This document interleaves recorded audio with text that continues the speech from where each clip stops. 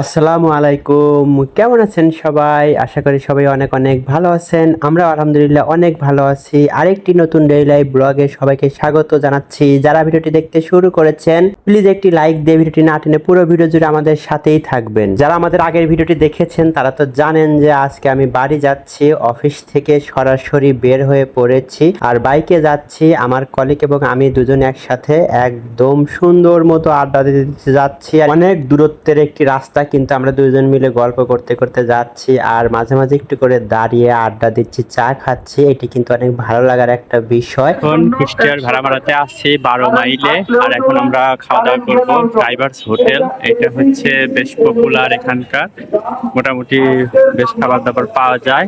তো let's go, আমরা এখান থেকে কি খাই আপনাদের সাথে শেয়ার করব। কুষ্টিয়ার 12 মাইলের এই ড্রাইভার হোটেল আমাদের রিকমেন্ডেড একটা হোটেল ছিল। এখানকার খাবার দাবার নাকি বেশ ভালো, তো আমরা টেস্ট করার জন্য কিন্তু ঢুকে পড়েছি। আমরা এখানে অর্ডার দিয়েছিলাম বিফ ভুনা আর নান রুটি। খাবারটা আমাদের কাছে বেশ ভালোই লেগেছে। আসলে এই রাস্তায় খুব ভালো এবং উন্নত মানের রেস্টুরেন্ট খুব একটা নাই। গাড়িতে যাওয়ার সময় যখন আমরা হোটেল বিরতিতে নামি তখন কিন্তু সেরকম ভালো কোয়ালিটির রেস্টুরেন্ট আমরা পাইনি। এটা আসলে বেশ ভালোই ছিল, খাবারগুলো বেশ ভালো ছিল। আপনারা এই পথে আসা যাওয়া করলে এখান থেকে খাবার ট্রাই করতে পারেন। আর তো আমরা কিন্তু লালন শাহ ব্রিজের কাছাকাছি চলে এসেছি। আমরা কিন্তু আরো অনেক জায়গায় ব্রেক দিয়েছিলাম, চা খেয়েছি, আড্ডা দিয়েছি। কুষ্টিয়াতে আমার কলিগের এক ফ্রেন্ডের ওখানেও গিয়েছিলাম, উনিও আমাদের ব্যাংকে চাকরি করে। ওখানেও গিয়ে একটু গল্প করলাম, আড্ডা দিলাম, খাওয়া দাওয়া হলো। তারপরে এই তো আমরা কিন্তু লালন শাহ ব্রিজের উপরে উঠে পড়েছি। রাতের বেলা লালন শাহ ব্রিজটা আরো বেশি সুন্দর লাগে। এর আগে বহুবার গিয়েছি বাইক নিয়ে, দিনের বেলা গিয়েছি, তবে রাতের বেলা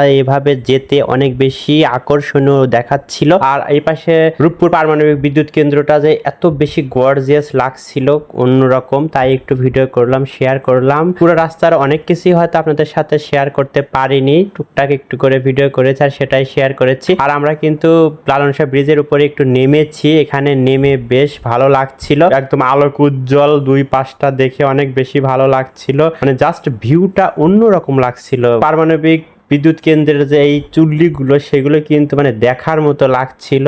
কত সুন্দর একটা আকর্ষণীয় বিষয়। আরামে আরামে এনজয় করতে করতে আমরা বেশ খানিকটা পথ চলে এসে দেখি সামনে জ্যাম পড়ে গেছে। আসলে পারমাণবিক বিদ্যুৎ কেন্দ্রের সামনে এই পাশটাতে পাম্পের কারণে অনেক বড় লম্বা লাইন পড়ে গিয়েছিল এবং জ্যামে আমরা বেশ খানিকটা সময় আটকে ছিলাম, গরমের মধ্যে একটু যাতা অবস্থা।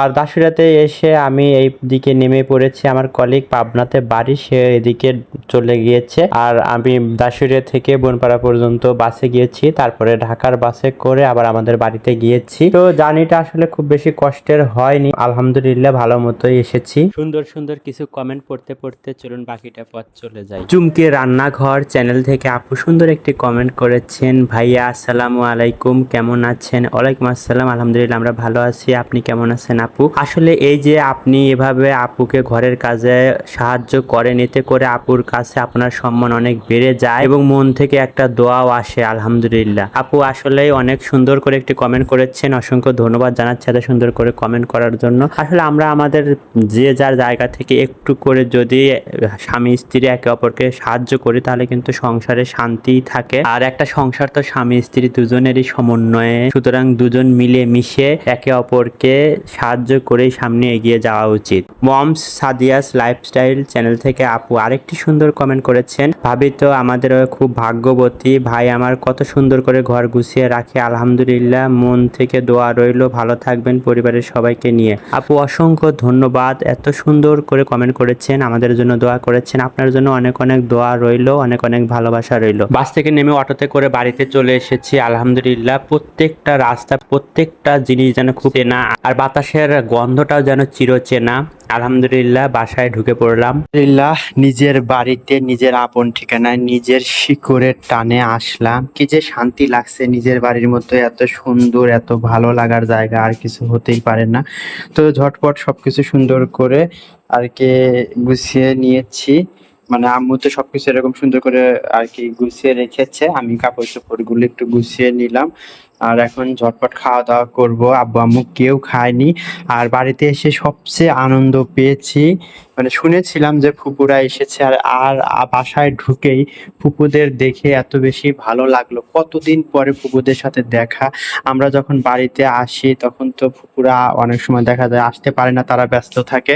ঈদের মধ্যে ফুফাতো ভাই বোনরা আসে, তারা আগে আমাদের সাথে ঈদ করতো, এখন অনেক দিন হয়ে গেছে আমাদের সাথেও ঈদ করে না, ঈদের হয়তো পরে আসে, কিন্তু মানে বড় কথা দেখাই হয় না। আমরাও এত ব্যস্ত হয়ে গেছি সবাই যে আসলে আপনজনদের সাথে সেরকম ভাবে দেখা হওয়ার সুযোগই মানে কমে গেছে।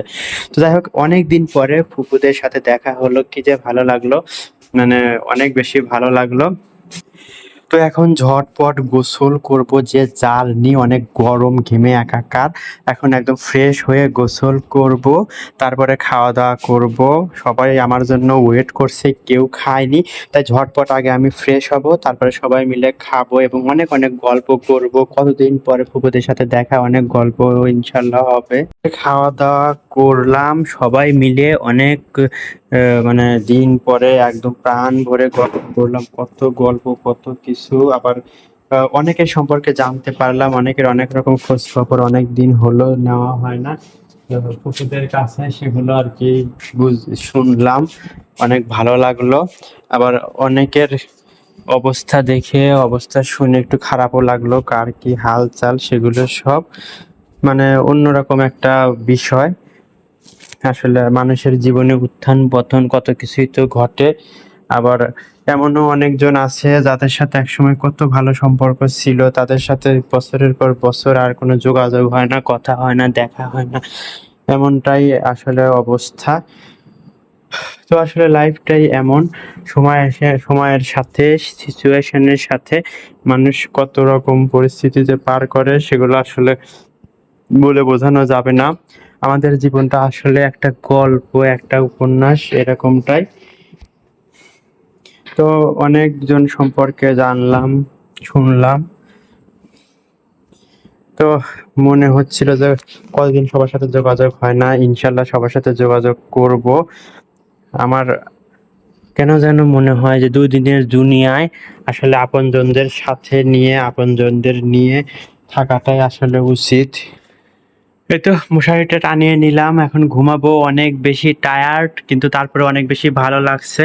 কোনো টায়ার্ডনেসই যেন মানে পাত্তা পাচ্ছে না এই ভালো লাগার কাছে।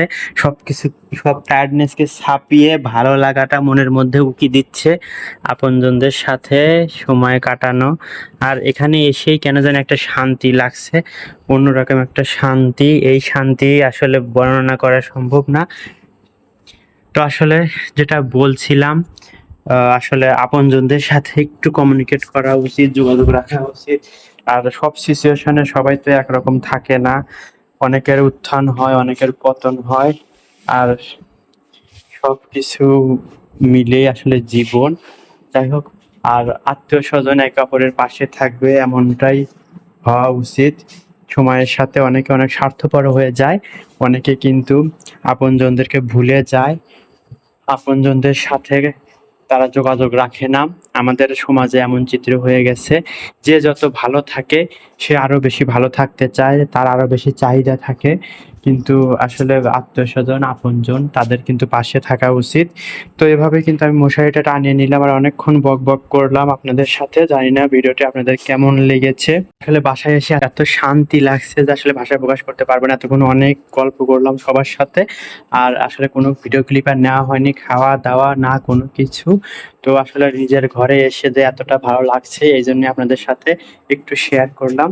তো যাই হোক, আজকের ভিডিওতে এখানে বিদায় নিচ্ছি। সবাই ভালো থাকবেন, সুস্থ থাকবেন। আল্লাহ হাফেজ, আসসালামু আলাইকুম।